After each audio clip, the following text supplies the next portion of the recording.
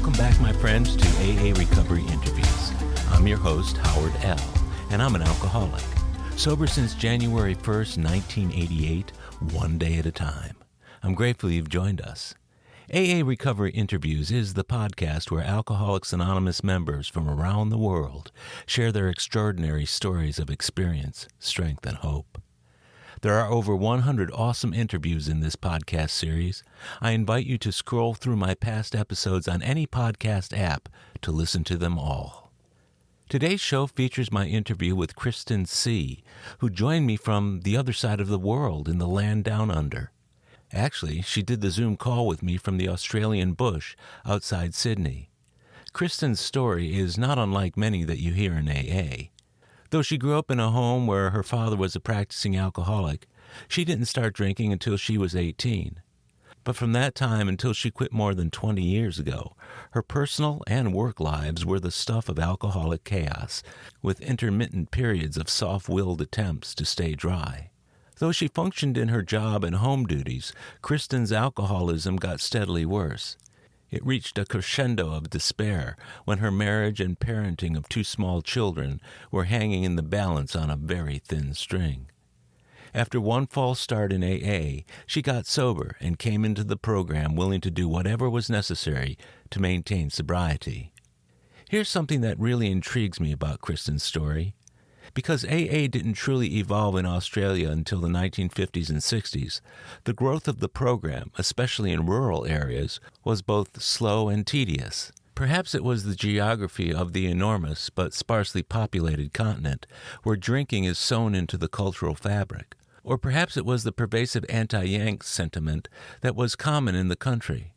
Whatever it was, Kristen found that her early days were spent in meetings with AA members who were staying sober, but largely not working the steps. Among the limited number of women in the program at that time, she encountered difficulty in finding a sober AA woman who would sponsor her through the steps. Finally, at 5 years sober, Kristen asked a senior male member, who subsequently worked her through all 12 steps, with the condition that she would pass it on to others by taking them through the steps. Learning how she has fulfilled that service promise over and over again is to both admire her commitment and marvel at the growth of the program in a country where it is very much needed. In many ways, Kristen's story illuminates the joy she takes in helping others, while strengthening AA's vital place in her country. So, while I will ask you to ignore the technical glitches of my Zoom call to the other side of the planet, I invite you to relish the next hour of AA Recovery Interviews with my new friend and AA sister, Kristen C. Hello, my name is Kristen, and I am an alcoholic. Hi, Kristen. It's so good to have you on the AA Recovery Interviews podcast. When we met last week or a couple weeks ago, it was at a meeting out of Melbourne, Australia. Yes. You did such a wonderful job chairing and leading that meeting. I thought, this is a woman who I think has some really good quality sobriety behind her, the way you talked about the program and your own recovery, that I wanted to get to know you and also allow your experience, strength, and hope to hopefully touch other people. So many, many thanks for doing this today. You're welcome. You said you're in the bush. Now, I don't know that much about Australia, but what exactly is the bush? So the bush is rural Australia, and we have a property that is pure bush. We release wombats on our property, and it's quite remote. And that's the classification of bush. And is it really that big? Yeah, it is. And I think Australia is quite surprising. It's virtually the size of the United States, but it's very sparsely populated. So I'm actually not from Melbourne. I actually reside in Sydney, but I used to commute back and forth to Melbourne every week for my job. And I started attending that meeting in Melbourne. And as soon as COVID hit, I went straight to Zoom. And I found that meeting attracts newcomers, and also we see a lot of newcomers get well and sober and happy in that meeting because we are welcoming whilst really retaining the structure and the principles principles of AA. So it's my favorite meeting to watch people get well, and especially the newcomers, when they grab the program with both hands. Mm-hmm. Yeah, it's a wonderful meeting.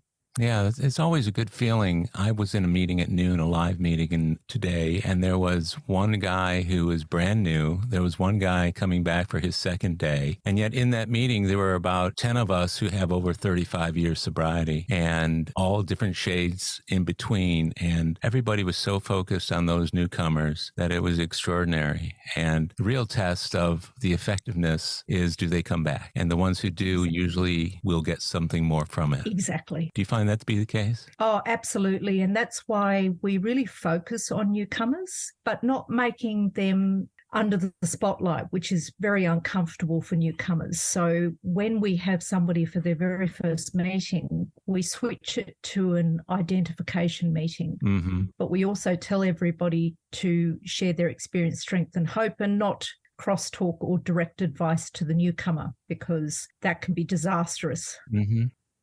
Did you grow up in Sydney?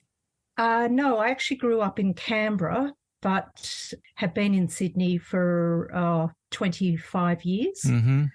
And that is part of my story because, coming from a small town, which is our capital, mm-hmm. and coming to Sydney, I was still drinking. And the sensory overload of being in Sydney really escalated my drinking. I used it as anesthetic and to calm down at the end of the day. So, that's where the progressive nature of the disease took off, was when I moved to Sydney. It's a great reason to drink more. It's a great reason, especially if you're not as well connected. In fact, I've seen a number of people over the years who had strong programs in Houston move elsewhere, and they slipped because the meetings there never compared, and they didn't know people very well. And of course, you and I know that the program is what you put into it, not what you take out of it. So you grew up in Canberra. What was your childhood like? What's your family of origin? Was there a history of drinking or alcoholism in your family? I'm probably the exception to the rule. I mean, I identify now that my father was and is an alcoholic. Mm-hmm. However, my mother definitely wasn't. So when I hear a lot of people's stories, I didn't pick up a drink at 13. Mm-hmm. In fact, I came from a very stable background, loving family. Mm-hmm. And, I do believe, looking at the lineage, that I was genetically born as an alcoholic, but it didn't really take off till I was, started drinking at, 18, which is the legal age. So it was bubbling along, but, my childhood and my schooling wasn't extraordinary, but I experimented like all my friends, got drunk a lot. And the difference is that my friends started to pull things together and I just kept going in a big way. I could only track my history with the knowledge of what this disease entails when I came into AA in 2001. So your sobriety date is? The 1st of March, 2002. So I'm coming up on 21 years. So 20 years sober. What were your perceptions when you were a kid of what an alcoholic was? Predominantly a loser, somebody that, couldn't get their act together. Like I watched my father's family, has a lot of alcoholics in it. Mm-hmm. It became natural to see people drinking heavily.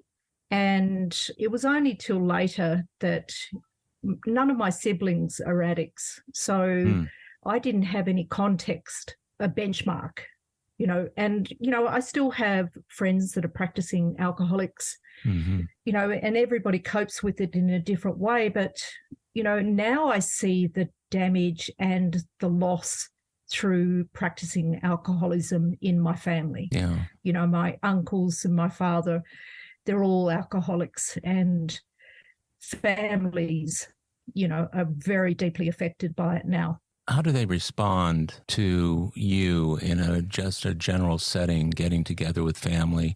Is your sobriety in AA ever a topic of interest or conversation to them? No, I've always found that alcoholics tend to avoid the subject, um, because it's a reflection of what they're going through. So, none of my friends or family would consider me an alcoholic. I thought it was really important that he knew that. So when I got sober, a lot of people were surprised, Mm-hmm. and the alcoholics were shocked in my circle. And a lot of people came up and were testing whether they were alcoholic, because my friends knew me very well. So, I was very open with my dear, dear friends. Mm-hmm. And so people would say, but I drink a lot. I didn't want to make people feel uncomfortable. And I said, you do not experience the sum total carnage of my drinking. And also, it's what happens between my ears that is the difference between you and me. Even to this day, I never pick people as alcoholic. Normally people have to tell me their story. I certainly don't judge. And the beauty of being in AA is I have empathy for my father. My siblings don't. They just see the external chaos of his drinking. Was he drinking when you were a child? Yeah. Both my mum and dad, drank probably substantially every night. Do you think that influenced your decision to not drink until you were older? No, not at all, because I didn't see it as abnormal. Honestly. And I never correlated my father's drinking with his mannerisms. I just thought he was just a controlling father and, with outbursts of anger. And it was sort of walking on eggshells around my dad, but I never correlated the two. Yeah. Did that make it tougher for you as a kid growing up in a household with a dad who was an alcoholic? Yeah, because all of that comes with alcoholism, the way my mum tried to placate him, and the fact that he came from a very alcoholic upbringing, that he tried to quash any kind of confrontation. So we never learnt how to rationally speak our truth from the right motive, when emotions were high. So it did impact all of us, that those outbursts, but not being able to speak up, but not as adversely as the stories I hear, in AA. And like you were saying earlier, I came in 20 years ago in Australia. And 20 years ago in Australia, AA was quite a challenging place to be because the majority of meetings were identification. And Australia was late to the piece compared to America, because it came to Australia in the 40s, 50s, and it was post-war, anti-Yanks, and Australia took a long time to get up to speed about what the program was about. So, we were a bit behind the eight ball, and that was really challenging to have hour-and-a-half meetings of identification with little structure. When you say identification, Kristen, I want to make sure that I understand exactly what that is for some of our listeners who may not be familiar with that. Yeah, so there are so many formats today, which, I'm so lucky to experience, and in the latter part of my recovery. So identification means that somebody would get up and speak and just tell their story. So they were predominantly drunkalogs. What I was like. And it wasn't even what I was like, it was what it was like. Yeah. So it's not even the way of how it works, because we have to tell our story, because our perspective of what it was like was inaccurate. They'd say what it was like. Then I got sober and I'm really happy and happy, joyous and free. And I felt like standing up and saying, well, tell your face that, because you don't seem happy. You do not seem free. You seem angry. Like it was almost a competition. I don't need to be told how to drink. Yeah. Or hear somebody else's experience. I do need the identification. But nowadays, I rarely go to identification meetings. I go to topic, big book studies, steps meetings, daily reflections as you went to our Melbourne meetings. That was a very topical meeting focused on solution. That my favorite meetings are the ones that do focus on solution. It's been my experience, Kristen, that the identification type meetings where the people who are still maybe not even committed to going to AA, or they haven't admitted to their innermost self that they are alcoholics, those meetings don't last very long. They don't stick. They're not the long-term meetings that are around for 10 or 20 or 30 years. They kind of come and go unless there's a really strong leader and making sure that time limits are adhered to, and that as people start going off on tangents and they're running over time, that they're cut off. And I know sometimes people say, oh, you shouldn't have cut that guy off. Well, we've got some structure and rules around here, don't we? You're shaking your head. Yes, sounds to me like you've experienced that too. Oh, absolutely. And when we started the Zoom version of the Melbourne meeting, we were having a lot of newcomers and it was starting to go off the rails. So my friend Brad and he has 35 years sobriety and, I have 20. Mm-hmm. We decided to be co-secretaries to bring the structure back to the meeting and help people navigate early sobriety in meetings. Mm. One of the important parts of a meeting is before and after the meeting. So I am very strongly focused on, if somebody comes into a Zoom meeting, mm-hmm. they don't have the alternative of going to another group of people and having a chat. They're stuck with whatever's happening in that Zoom meeting prior to the meeting. So we've always emphasised that we welcome everybody to the meeting. If anybody speaks of anything other than fellowship, then we just keep talking over the top of them until, it brings it back. Yeah. And also we introduced that to share your own personal experience, please focus on I statements rather than you statements. And somebody came to the meeting and said, that had a lot of sobriety and mm-hmm. said, that's great, because I forget sometimes that I'm not here to give advice and I'm not here to speak on others' behalf. And that means that we just have two of us as co-secretaries, and all the people giving service are very new in sobriety, and that is a wonderful thing to witness. You're modeling the way a good meeting is run when you're doing that. You're instructing the others on Exactly. How to do it. And slowly and over time, those kind of meetings do build, and they get very strong foundations when there are people like you and your friend Brad. When you got to AA, you said it was kind of the Wild West time of AA down there. People refer to AA as Wild West in some of the places that it just gets started. You said you hadn't drank through school. You said 18 was when you started. So I'm assuming that's about the time people either go into a job or university. When you first took a drink, what were your expectations?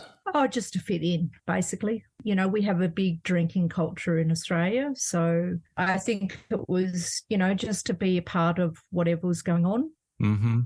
My drinking didn't escalate, straight away, but it got messy really fast. But I saw a lot of messy people around me that, mm-hmm. As it turns out, are not alcoholics. So I still didn't twig that this was a problem.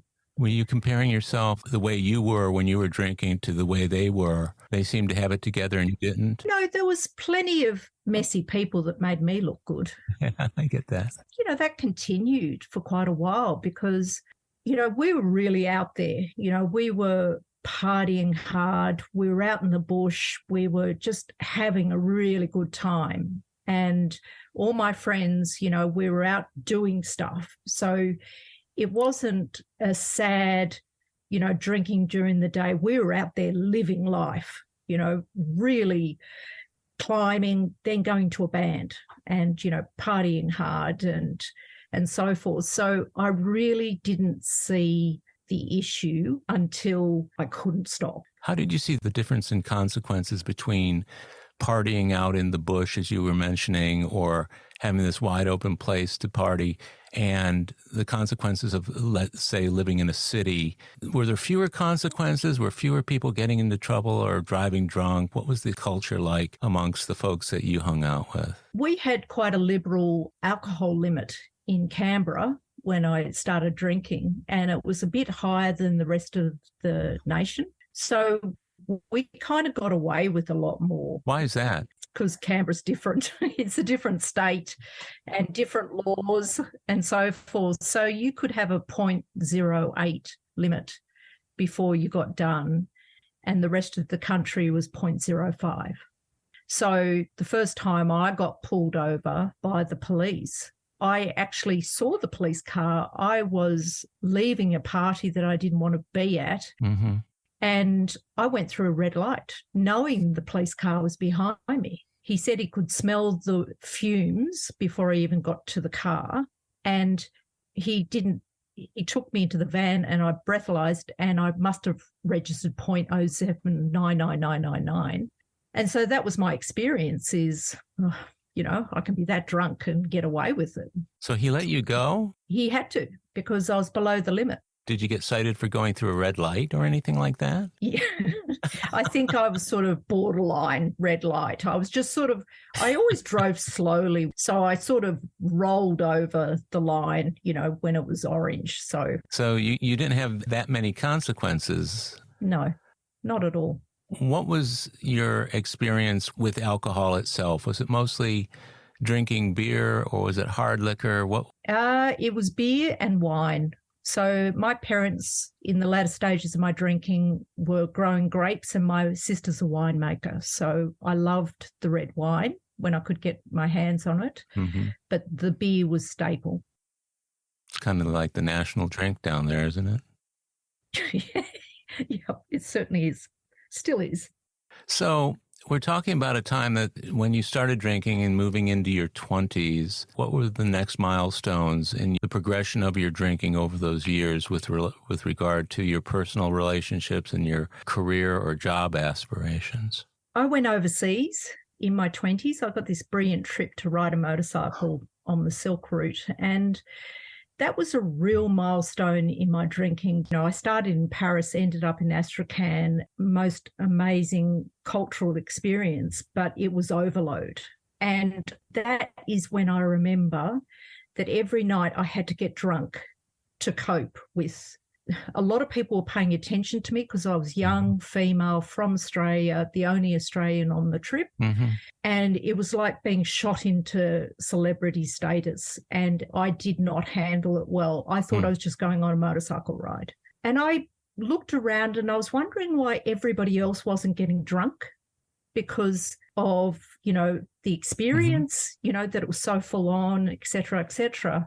And I think that that's when, I missed out on some opportunities because I was getting pretty hammered every night on that trip. Mm-hmm. And I don't think I did a great job nothing happened, but, I didn't do a great job as an ambassador, in terms of doing photography and documenting the event. I was just hanging on. Before you went on the trip, did you anticipate that you would drink as much as you actually did? No, not at all.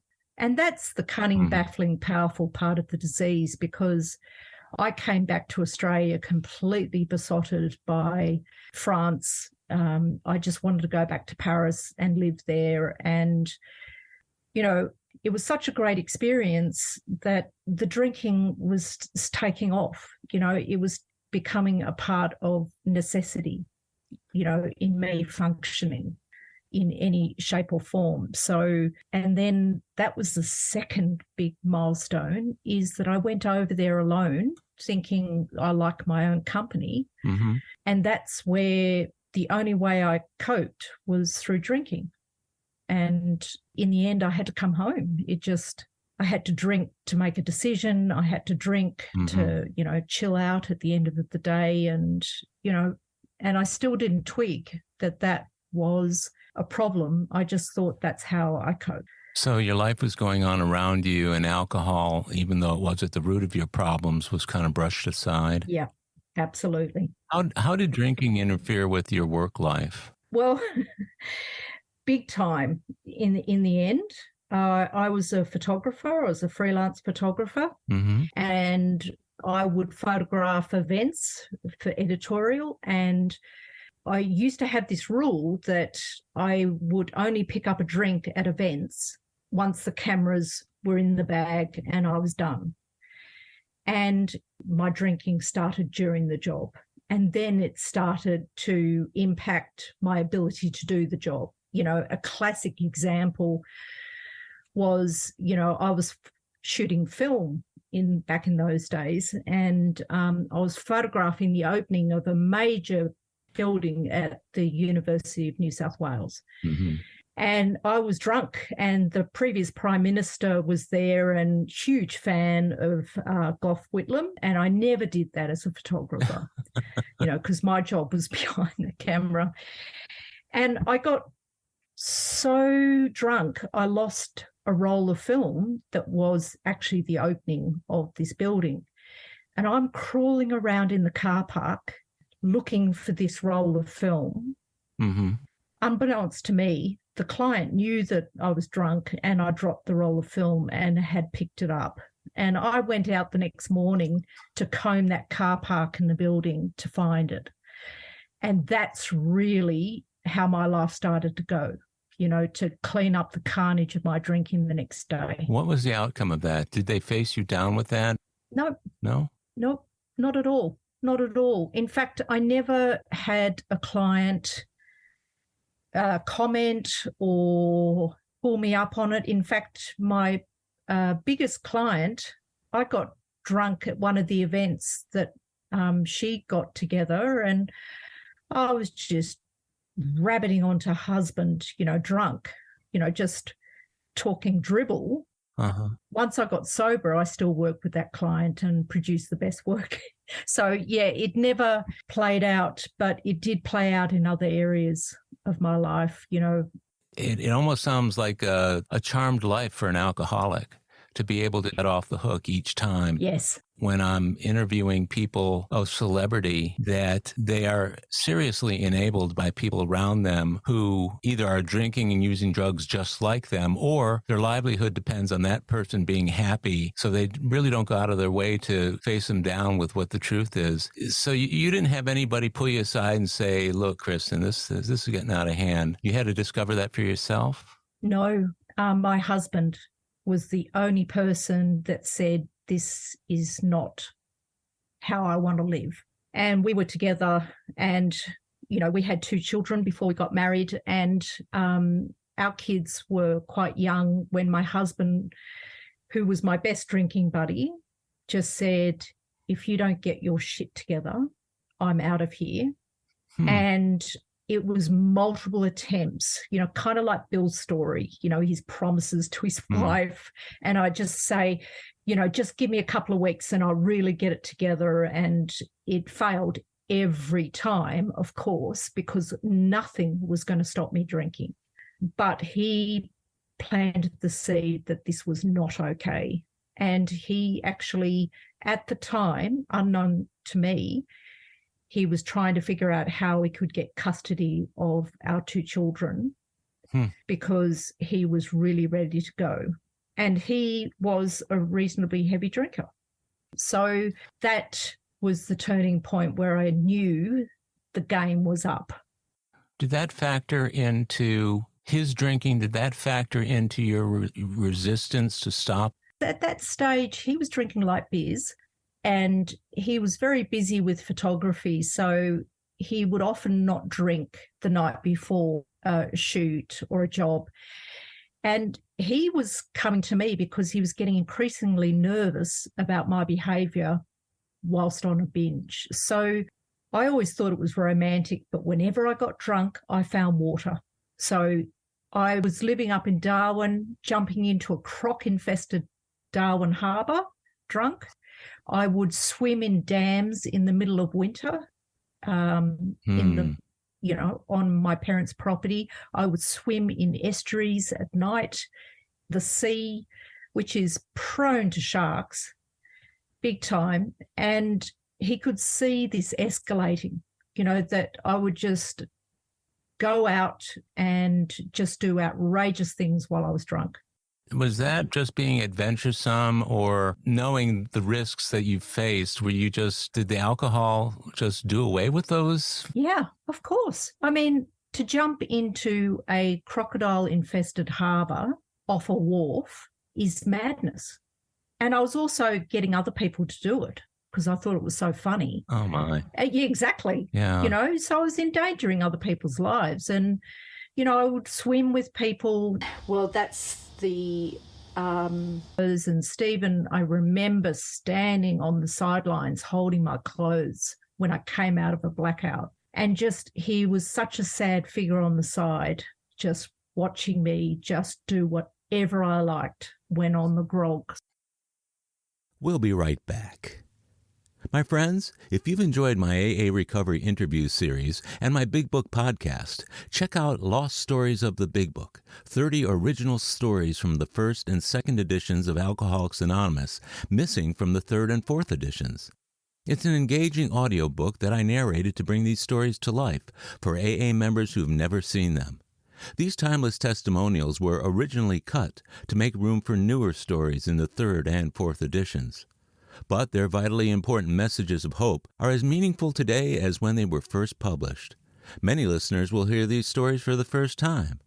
Lost Stories of the Big Book is available on Audible, Amazon, and iTunes. It's also available as a Kindle book and in paperback from Amazon if you'd like to read along with the audio. You're going to love it. Before we continue with my interview with Kristen C., a quick production note. The audio on my end of the interview was diminished by my Zoom connection that day. Please disregard the quality of the audio and enjoy the rest of the interview. And we're back. Your husband confronted you on your drinking. How many years into your marriage did this happen? And was it after or before you had children? It was after we had children. It would have been about 3 years into our marriage. So our kids were around 2 and 3. How was your parenting of those 2 small children affected by your drinking? With having children, being, a full-time worker and being faced with a new vocation and not being domestically inclined, it was really stressful. So when Jack was born, I was just hanging on by my fingernails, it was hair-raising. And part of my story is driving drunk with the kids in the car.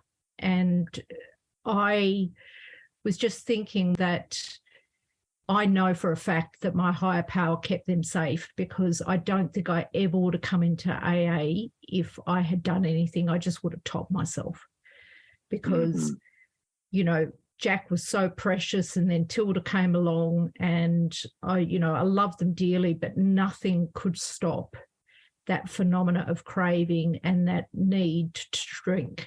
So, I often think I got sober when Jack was 5 and Tilda was 3 going on 4. Wow. And that was very difficult because, the wheels fell off when I got sober. So, and having 2 little kids and 2 jobs at the time, it was, rehab wasn't an option. I'm kind of glad, because if I ever went into a rehab, I don't think I ever would have got sober. I had to do it in situ. I was in my 30s by that time. You're in your 30s. Yep. You're married for about 3 years. You've got these 2 little tykes, 2 little kiddos. Yep.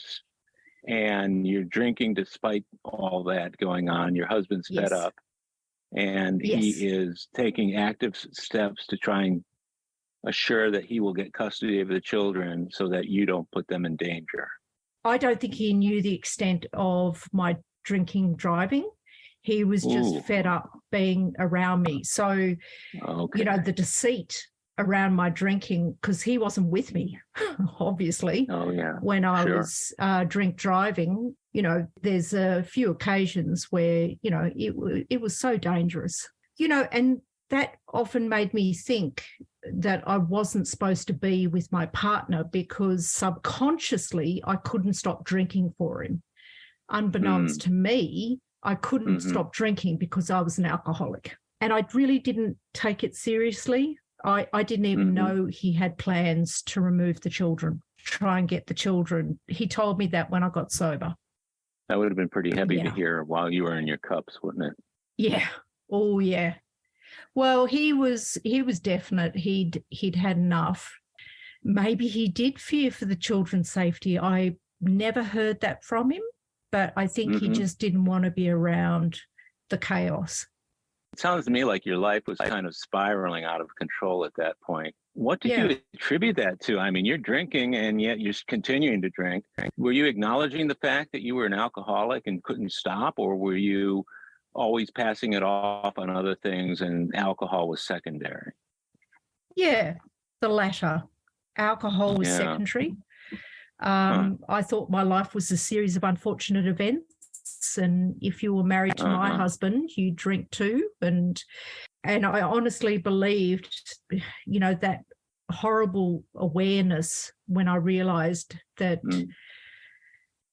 things were not getting better and that I couldn't control my drinking was the hard reality. But, I often think about my history and my story coming into AA because I tried to get into AA a year before and, my husband was very supportive and I turned up to a meeting that had been cancelled.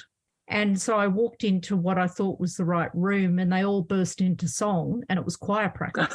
And so I backed out of there very quickly and I thought, well, if this is AA, I'm out of here. And that's rich. Yeah. Yeah, and there was a lady outside the meeting who was also trying to attend an AA meeting, and she said to me, do you want to go for coffee? And I thought, how fabulous. I can find out about this gig without having to go, before I go. And this is such an important part of my journey. She was 8 years sober and she was angry and bitter and she rammed every AA cliche down my throat. And she was thumping the table saying 8 years and still a day at a time. And I just went, I'm out of here. That sounds painful. And she said, I was a top shelf drinker and I've lost all these years and I've lost everything. And she was angry at 8 years sober. And so it took me a whole year to come back to a meeting. And why it's an important part of my story is because I tried everything else in that last year. Yeah. It sounds like she was a woman who had 8 years of sobriety, but who wasn't doing the work to get through what appears or what sounds like a lot of anger and frustration with sobriety. Yes. And people used to say that, people hit a wall at 7, 8 years sober. And in Australia, if you're a woman, it was really hard to find female sponsors that could take you through the steps as it was written in the big book. So, of course, I experienced the same at 7 years sober because I could not find a sponsor to take me through the steps.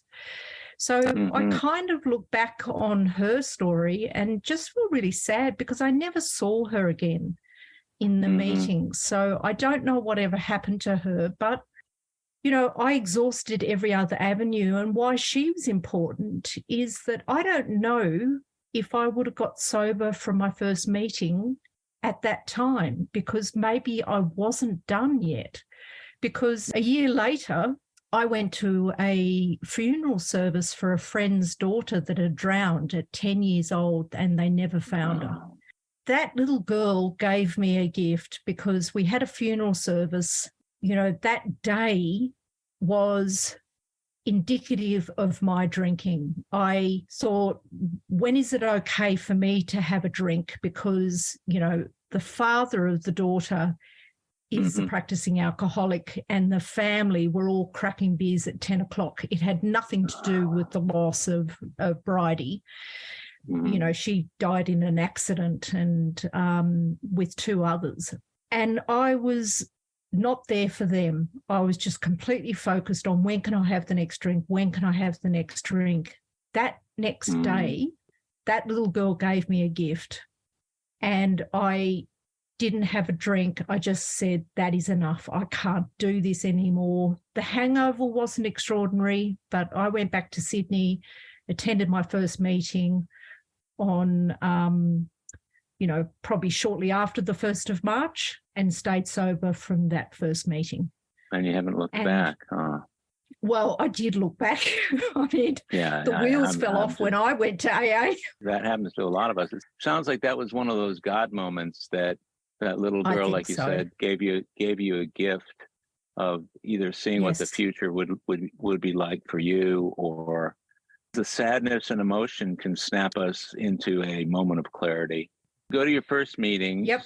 What were your first meetings like after that bad experience a year earlier? So I went to a local meeting and I thought it was Alcoholics Anonymous, so we never got to know each other. So we just all sat in rows and looked forward. And I thought the chair was the psychologist. Oh boy. And but then I quickly understood what it was all about. And, you know, I didn't want to be the new person on the block, that's for sure. And the meetings were relatively strong. I identified with the first person that got up to speak.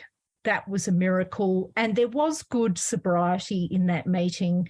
And there was a lot of, you know, happy, joyous and free. You know, like when we came out of that meeting, it was like people tumbling out of a pub. You know, it was lively. I was just so relieved that I had people from every walk of life. That was huge for me. I didn't come to AA to get good, to be good. I came to deal with the carnage of my drinking, and I didn't want to be a good person who wears beige, Jesus and ginger beer kind of thing. So yeah. I was very mindful. So people, you know, they were pretty gutsy and out there, and that was a relief. Mm-hmm. But my husband thought I joined a cult. And he was wondering why people were ringing me and why I had to go to so many meetings. And I had 2 little kids. So if I made 2 meetings a week, I was lucky. And people were saying, you know, 90 meetings in 90 days. And I had no chance of doing that. And I couldn't hang out in cafes with people. But there was a pilot light on, that little flame that said to me, you are in the right place. You know, the meetings kept me sober. They really did, because I knew that other people were going through what I was going through.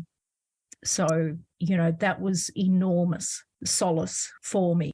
How long did it take you to get a sponsor and start working the steps? Well, that's the part of my journey that, you know, really shapes who I am now, because I always had a sponsor, but I could not for the life of me find a sponsor that could take me through the steps. In fact, I didn't even know what a sponsor did, but none of my sponsors up until I was 5 years sober would take me through the steps, because they actually didn't know how to themselves. So I was lost. The most important part of my recovery is that turning point where, you know, I had hit a wall and, you know, I was suffering anxiety, depression.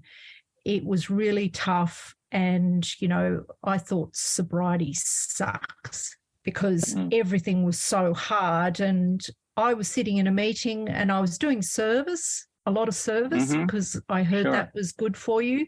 And I finally looked at the chair on one meeting one Saturday morning, and it's a guy that I was doing a lot of service with. And the thought came to me, I'm going to ask him to take me through the steps. And I went up to him and I said, you know, I don't want you to be my sponsor, but could you take me through the steps?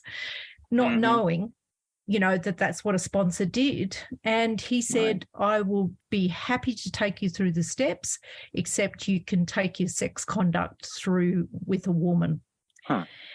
And he said, the only requirement for me sponsoring you is that you pass this on. That's really extraordinary. What strikes me about your story and what seems so incomprehensible, based on my experience with AA in a city that's got a lot of AA and a lot of recovery, et cetera, is how somebody could sit in AA for 5 years and there aren't any other people amongst the people who you might ask to be your sponsor, let's say the women in the room, who can take you through the steps. So the sponsor becomes a confidant, becomes somebody you call when you feel like taking a drink, who might find a way to talk you out of it. But everything is done outside of the structure of Yes. actually working 1 through 12, right? Yes. That's why I say I don't give advice to any newcomers, except find a sponsor that can take you through the steps as it was written in the big book. Not some, standing on your head answering 1,000 questions, just how it was written in the big book. And that is my driving passion, because it changed my life 180 degrees by doing the steps. Sounds to me like at 5, you said 5 to 7 years this was going on from the time you got this man to take you through the steps. Knowing what you knew about AA, that must have been really, really tough to sit in a place that's barren of people to help you work the steps. I mean, we're reading in the big book, we're hearing all over the place about people having sponsors taking them through the steps. That must have been incredibly discouraging. Oh, I didn't know any better. I was so sad because the last sponsor I had before Terry was starting to back away from me, and I didn't understand why. And she couldn't commit to a time during the week, and she was starting to avoid my calls, but yet she was turning up to meetings that I was going to with another sponsee, and I couldn't nail her down. And I didn't realize till years later that I was asking her about the steps, and she had never probably done the steps, and she was 25 years sober. Wow. And I was devastated. I thought, what is wrong with me? Because she was a very intelligent woman, and I admired her deeply. And I thought, what is wrong with me? Why is she backing away? And I think it was the reality that she couldn't take me through the steps. And years later, I turned up to a meeting and heard her share, and I just went, oh my God, nothing has changed since I heard her 8 years ago. And she was funny, she was witty, she was angry, and she only had her story to tell, not an experience with the steps. There was no recovery in her story. This is probably what was going on that many years back. So here's a situation where somebody has not worked the steps. They certainly probably have not had any kind of spiritual awakening, because isn't that the 12 steps? We have that as the result of the first 11. If you haven't done any of those, how the heck do you get to it? Yeah. How do you get to that? Yeah. So he helped you work through the steps. And how long did that take? And what was that experience like? So he sponsored me like I sponsor anyone else. And I think you'd probably find it common. I would go to his place once a week for an hour. We would read through the big book. And then when we got to the appropriate step, I would do that step. So sometimes we just talk, for the majority of that time. So I think it took quite a while to get through the steps. Like it might have taken 8 months. That hour, I turned up to his place and I stuck to that arrangement. The spiritual awakening was of the educational variety, because I've had spiritual awakenings in my life of the sudden variety. After he took me through the steps, then life happened. And he taught me a technique that I now share with others in workshops. One of my favourite speakers of all time is Sandy B. I just had him on nonstop play, when I was going through some tough time. And he would often say, our job is to stay undisturbed. So my sponsor, before I got to step 9, would help me take a disturbance quickly through the steps 1 through to 12, so I could get sanity without anything changing. And until I could get to understand how the steps work, he offered that to me to sort of say, what are you powerless over? What's unmanageable? You come to believe that a power could relieve you of this insanity. And I'm going to let God through that process and then take it from 4 through to 12. And that's where the spiritual awakening happened, when I started slamming disturbances through the steps quickly so that I could actually see what I couldn't see about my part. One extraordinary turn of events, going from not having any help on the steps to learning a technique that is absolutely invaluable when it comes to working with other people. What my sponsor told me early on was, we sponsor other people to keep ourselves sober and to teach them how to sponsor other people. And that's it. It sounds to me like that has been a mission that you've been on. Is that a fair assessment? I definitely, because both my sponsor and I thought this is such a good opportunity to pass this on to other women so they can pass it on to other women so that nobody had to go through what I went through. That's been the case ever since. And, my sponsees are now sponsoring other women. It's been passed on multiple times, and he ended up sponsoring a few women because out in rural Australia, pre-COVID, people couldn't get that kind of sponsorship on the ground in small towns. So he would sponsor women so they could sponsor women out remotely, and I still see those women, passing it on. I'm forever grateful to that man. It sounds like phenomenal service work that he does, that he has helped you become involved with as well. I wanted to ask you about some of the big milestones in the last 20 years. You've already shared with me about what it was like to live the first 5 to 6, 7 years without having real instruction on the steps. What have been some of the other milestones, let's say good and bad, during your sobriety? Yeah, so after I had been taken through the steps, I was in a job where I was getting bullied by my boss and upwardly bullied by my staff, and the HR human resources director was a psychopath with me in her sights. It was the scariest part of my life, and that's when I started to hammer the steps. That was the miracle of my recovery, because I started to understand how the steps work.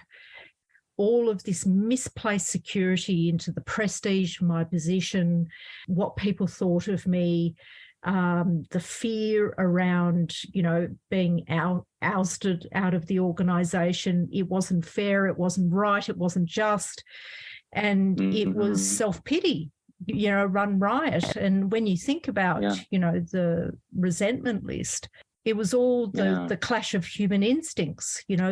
When people talk about jobs being really stressful and fearful, when you think about a job, that's all the human instincts that we have rolled up into one, the security, roof over my head, being part of a tribe, the pride. And it was the darkest period of my life, and I'm sober. And that's when I had nothing left to do but to work the steps to, get some kind of sanity. And that's where my sponsor stepped in. And the beauty of a sponsor like Terry is there's a consistency of message. I would call him in a panic and I would hear the consistent message, so you're going out to get, so you're placing your security into your boss and the job and the promotion you want. And then he said, so have you just made your boss your higher power?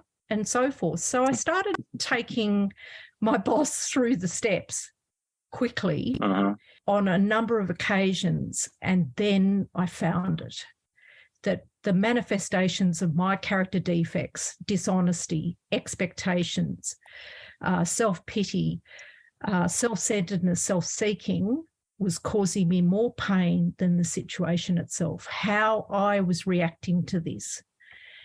And I walked into freedom in that job because I let go and I handed everything over to my higher power for the first time in my life. And my sponsor would often say, you go to meetings to get pushed closer to your higher power. You do the steps to push you closer to your higher power. That's the whole point. And for the first time in my life, I stood at the turning point and asked his protection and care with complete abandon.